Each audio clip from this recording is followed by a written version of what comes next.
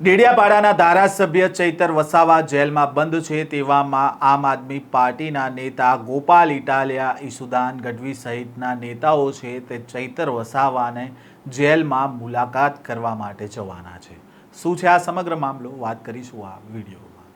વૈષ્ણવજન તો તેને કહીએ જે પીડ પરાઈ જાનાને રે। નમસ્કાર, નવજીવન ન્યૂઝમાં આપનું સ્વાગત છે। હું છું જયંત દાફડા।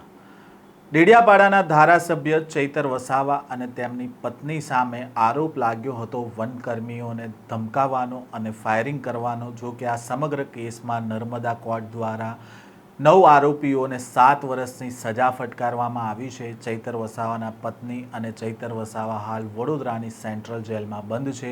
તેવામાં આવતીકાલે હવે ચૈતર વસાવાના સમર્થનમાં આદિવાસી સંમેલન મળવાનું છે અને આ સંમેલનમાં ન માત્ર ગુજરાતના આદિવાસી પરંતુ મહારાષ્ટ્ર, રાજસ્થાન, મધ્યપ્રદેશના આદિવાસી નેતાઓ પણ ચૈતર વસાવાના સમર્થનમાં આવવાના છે। તો બીજી બાજુ જે અન્ય પક્ષમાં જે આદિવાસી નેતાઓ છે તે પણ ચૈતર વસાવાના સમર્થનમાં જવાના છે। એક સમયે ચૈતર વસાવા અને અનંત પટેલ જે હંમેશા આદિવાસી યુવાનો માટે જે લડત ચલાવતા હોય છે અને સાથે જોવા મળતા હોય છે, તેમણે પણ ચૈતર વસાવાના સમર્થનમાં ઉતર્યા છે અને તેમણે સોશિયલ મીડિયામાં એક પોસ્ટ કરી છે કે ના આપ માટે, ના કોઈ બાપ માટે, અમે લડીશું ચૈતર વસાવા માટે।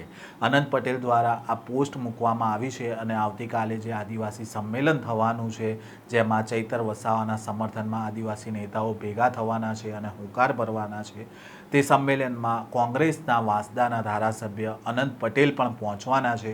બીજી બાજુ વાત કરીએ આજે આમ આદમી પાર્ટીના ઈસુદાન ગઢવી, મનોજ સોરઠિયા અને ગોપાલ ઇટાલિયા છે, તેઓ વડોદરા સેન્ટ્રલ જેલમાં જે ચૈતર વસાવા અને અન્ય જે 9 આરોપીઓ છે તેમની મુલાકાત કરવાના છે। આવતીકાલે મોટી સંખ્યામાં આદિવાસી આગેવાનો ડેડિયાપાડામાં ભેગા થવાના છે અને આદિવાસી સંમેલન યોજાવાનું છે।